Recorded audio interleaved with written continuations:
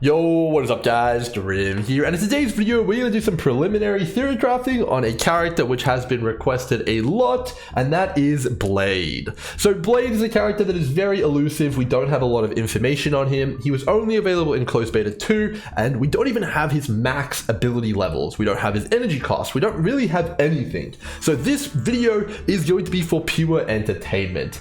Do not take anything from this. If you are just here to understand if you should pull Blade, no, this is no one can answer that question right now, as no one even knows what his values could be. Now, we do have a reasonable understanding of how he might function in terms of his kit, and that is what we're going to be focusing on here. So if you're interested in a bit of entertainment, a bit of discussion around Blade and how he might work, this is the video for you, but please don't take too much about this. If you're planning on saving for him, just save for him because you like the look of him. Don't try and convince yourself that he's going to be OP based on what we're talking about here. That may very well end up being the case, but we don't know for a fact. Everything here could and probably will change for release. Anyway, all right, with the disclaimer out of the way, let's talk about Blade. So in this video, we are going to be talking pretty much based on anecdotal evidence gathered from videos and analyzing footage, as well as his level 1 abilities, which we can see here what their numbers are. So it's pretty thin, man, but we're going to be getting a bit of an idea of how he works. All right, so let's get into him. So first and foremost, we need to identify what the gimmick of Blade is and what makes him special.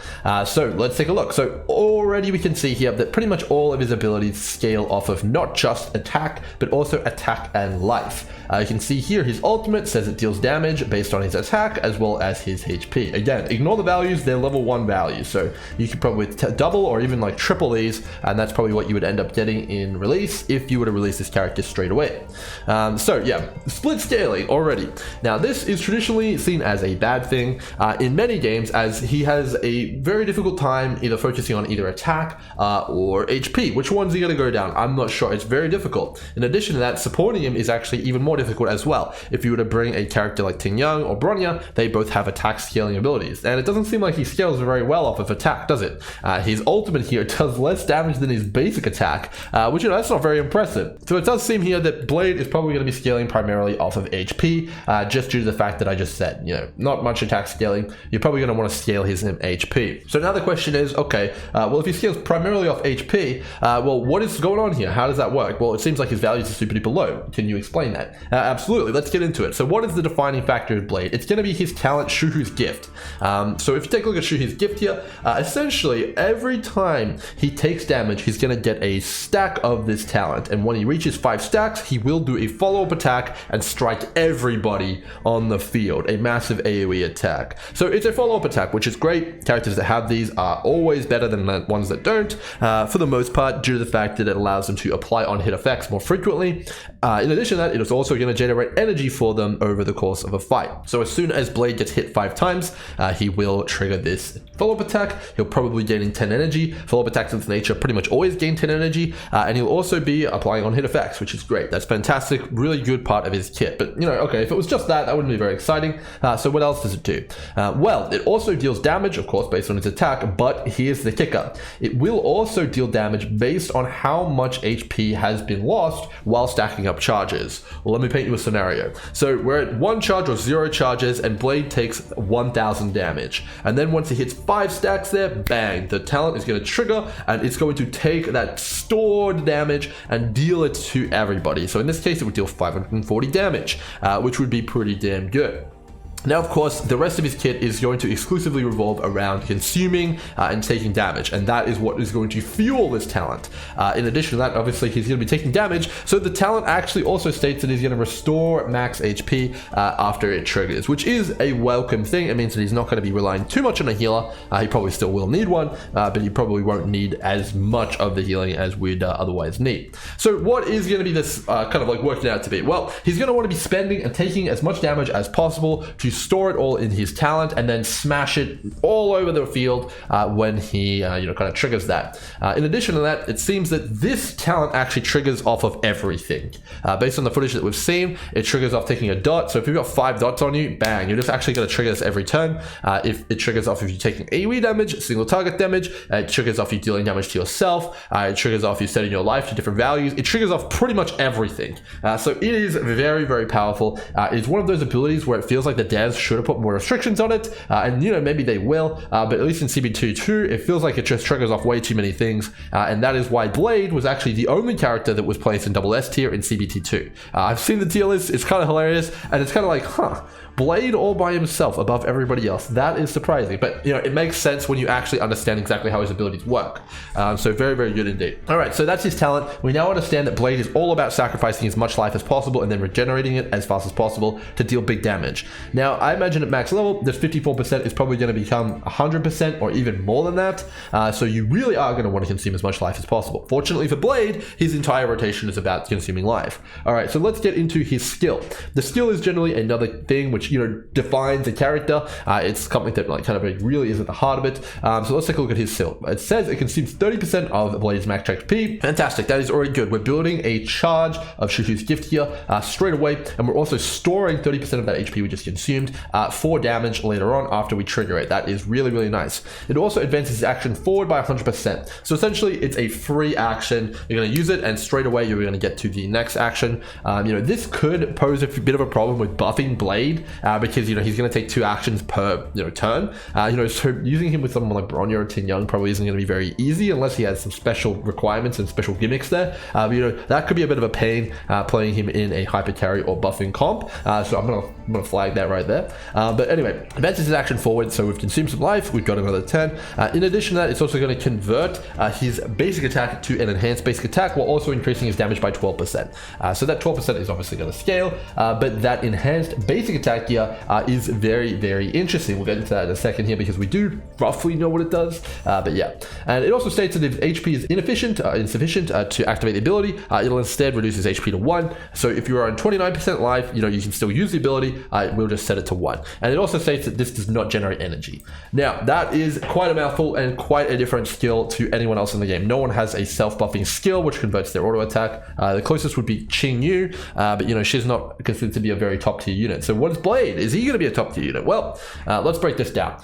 So obviously this is going to consume a skill point, but it's also then going to enhance his basic attack. And from what we can see, it's actually going to disable the skill for the reason that it's active. So you can't just sit there spamming Blade's ability and constantly enhancing the attack and storing up all the HP and then healing him. That's not possible. It actually does disable that attack. You cannot use the skill anymore after you have the buff. Okay, but it is going to change him to a basic attacking unit with enhanced basic attacks. That's pretty interesting. It's also going to store up that life as well. So now we've got the beginning of his rotation. He's going to be using the skill, consuming 1 skill point, and then most likely spamming 3 basic attacks. We'll get into exactly why it's going to be 3 in a second here, which is going to be pretty good. So what does the enhanced basic attack do? Well, it is going to be called Forest of Swords here, and it basically changes his basic attack into a cleave. So it's going to do primary damage as well as less adjacent damage to the 2 surrounding targets. In addition to that, it's also going to consume what looks to be roughly 15% of his life whenever he uses it. I have to imagine this also has HP scaling as well as attack scaling, as it wouldn't make much sense if it didn't. All right, so now that we have the rotation, we're going to be consuming the 30% of life, and then we're going to consume another 3 basic attacks worth. So that would be 45 plus 30, 75% of his life in his full rotation there. So he's definitely going to need a lot of healing, man. Otherwise, he's going to be in big, big trouble. And over that rotation, we're also going to generate 4 Shuhu's gift stacks here. Now, assuming he doesn't get hit at all, he's probably not going to be able to trigger that in his normal rotation unless the ultimate does something special. So that's pretty interesting there. But we can kind of see here the rotation that's going to end up happening. And one thing you'll immediately notice is that enhanced basic attacks do not generate and they do not spend skill points. So he is a character that over a 3-tier rotation only consumes 1 skill point, meaning he is going to be a very, very interesting character to build around. He's essentially an Arlen who costs a few skill points, but he has all this other stuff going for him. So he is probably going to be incredibly valuable just from that fact alone. Unless they change this, he is going to be a semi-neutral or pretty much neutral unit. So he's going to be incredibly easy to build teams around, and he can also be fit into teams with other characters who want to take up all the attention, which is pretty interesting. All right, so that's pretty exciting, and his rotation is pretty simple. So now that we understand exactly what's going on here, we can see that he's going to be generating 75% of life and taking that as damage, and that will all be stored in Shuhu's gift here, which he will then deal as damage to everybody when that triggers if he gets hit. Now let's move on to the ultimate. Okay, so I said 3 there. Why did I say 3? I said 3 basics and a skill. Okay, why can he say that? He doesn't know the energy of the ultimate ultimate cost there? Well, we've taken a look at Smexu's video here. If you don't know Smexu, definitely go check him out. He does a lot of really good characters profiles here, and he has a ton of ones from Closed Beta 2, stuff like Luoka as well as Blade. I'll leave a link to his channel down below. Definitely go check him out and check him a sub. Alright, so we take a look at Smexu's video here. We can see here that Blade is at 5 energy after using his ultimate, and he has 1 stack. That'll be important later. But he's about to use a basic attack, the enhanced basic here, and we'll see how much energy he gets. Alright, so here we go. He's going to go ahead and use it, and we will see where it's going to be going here in terms of the damage. Alright, so you can see there it goes roughly to, it almost looks like half, but I'm going to assume that that's 30 energy at the very least. Which should be a pretty fair assessment, I think, and we will go ahead and use that as our info there. So he's going to generate probably 30 energy out of 100 per basic attack, and he's also got the follow-up attack in there as well, which should give him a little bit of ease of use. Alright, why is that important information? Well, his ultimate costs 100 energy, which is what it looks like, and his overall rotation should be 3 basics, which is 90 energy, and then he's also going to shoot his gift, which is going to trigger, which is the extra 10, which you need. But we mentioned earlier that it's only 4 of the stacks that have trigger Shuhu's gift without getting attacked. Well, that is going to be a bit awkward, isn't it? Unless he gets hit with something, it's not going to be very good. But fortunately, his ultimate there is actually going to trigger that. So we'll talk about that in a second here, but what does it actually do? Well, it deals damage based on his attack as well as his max HP. That's pretty normal for Blade. In addition to that, though, it is a cleave, so you know you're going to deal the adjacent damage, but it also sets Blade's HP to 50% of this max HP. Now, based on Smexu's video, we can see that this actually does count as taking damage or consuming Blade's life. So if in theory he was at 100% HP and you took 50% of that, you would be basically storing that 50% within Shuhu's gift to deal damage later on here with his talent, which is very, very strong. In addition to that, as it now counts as taking damage, he will also get a stack of Shuhu's gift. So now we have all 5 stacks of the talent accounted for. We have the Hellscape trigger, we have the 3 basics, and we have Death Sentence. And the reason this works in the rotation at the start is because of the fact that every character actually starts with 50% of their energy at the very beginning. So you're going to have a smooth rotation. Blade is going to be able to use all of his abilities as he wants to, and he's going to have a 3-turn rotation into the ultimate and then rinse repeat. In addition to that, if you fully heal Blade for every single rotation, he's going to have 135% of his life just from the costs alone stored in his Shuhu's gift for damage potential. Now, how much is 135% of life? Well, my guess based off of my character sheets here is probably going to be about 6,000 life. So take 130 or 100%, you know, however you want to multiply it, 135 we'll just say, of that life, 130, whatever, you know, of that life, and then you're going to multiply that by all of the increases damage, all the increases to crit and critical strike damage, and then all of the other multipliers on enemies, and that could end up being quite a substantial amount, and remember, it's an AoE attack. And also, Blade is a semi-neutral unit. So Blade does seem to be shaping up to be quite an interesting character in terms of his rotation, as well as his potential here, but there is some pretty big elephants in the room here. He does have split scaling, he does have like a very unique way to play. So let's take a little bit of a look and talk about how he is going to fit probably into how the characters currently function in the game. So we pretty much understand the value of him right now. I want to kind of jump into the team builder and we're going to pretend that this is Blade. Now, because Blade has those weird acceleration portions of his rotation where he uses Hellscape and then straight into a basic attack, he is going to consume what seems to be more buffs on him than usual. So pairing with someone like Bronya, you know, or someone like Ting Yang, you will chew through that blessing faster. Now, the thing about Blade is that he's also capable of stacking max speed as a stat on all of his gear, and speed is one of the easier and one of the better multipliers, not subject to diminishing returns. In addition to that, Blade doesn't really get too many options to stack attack, so he could stack HP, but that is going to be subject to diminishing returns pretty quick. So speed is probably going to be the option. It's probably going to be speed and HP as his build, and because he doesn't consume many skill points, you know, that is probably going to be pretty effective as well on him. So you're probably going to be building max speed, you know, which means he's also going to be having a few issues with maintaining Bronya buffs, maybe, and Ting Yang, depending on how they end up being balanced in the final game. But you know, it could be possible, it should be possible, but the reason that I probably wouldn't use Ting Yang or Bronya necessarily is that both of these characters actually have attack scaling, and we saw how low Blade's attack scaling was. It was lower than a basic attack scaling. So you can see here that we see, oh, there it is, allies attack increased by 60%. Now, it doesn't necessarily mean that Bronya is going to be bad with Blade, it just means that she won't get the full potential out of her kit here to grant him the buffs. In addition to that, we also have Ting Yang, who also scales attack. You can see that she scales attack here. It's definitely less than Bronya, and she actually probably is a better candidate for Blade than Bronya is, but you know, overall, it will also be that way as well. Okay, so what kind of characters are going to be wanted to be paired with Blade? Well, most likely Blade is going to want to be paired with characters who will just debuff the enemy, as it will be a multiplier to his HP scaling as well.